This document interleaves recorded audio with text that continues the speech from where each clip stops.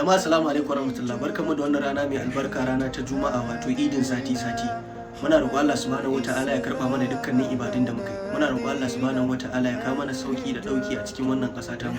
Muna roƙon Allah subhanahu wataala shugabannin mu idan za su shirya, Allah ka shirya mana da su.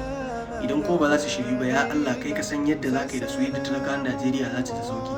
Allah muna roƙonka ya Allah, duk wanda yake da hannu a cikin tashin hankali da kashe mutane da sace mutane da ake yi, da rashin tsaro da bamu da shi a wannan ƙasa, da rashin ilimi, da rashin wadataccen abinci da wadataccen kuɗi da yake zagaya a hannun mutane, ya Allah duk wanda yake da hannu a cikin wannan matsin rayuwar, ya Allah mun san shi ko ba mu san shi ba, musulmi ko ba musulmi ba, bahaushe dan uwan mu ko ba bahaushe dan uwan mu ba, ko a wace kabila yake ko a wani yanki yake, ya Allah ya ubangiji idan zai shirya, Allah ka shiryar da shi, ka kawo mana sauki ta sanadiyarsa.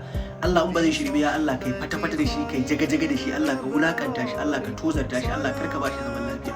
Allah mun yi tawassuli da wannan rana mai albarka, rana ta Juma'a, ya Allah ya ubangiji, Allah karɓi wannan addu'a ta mu.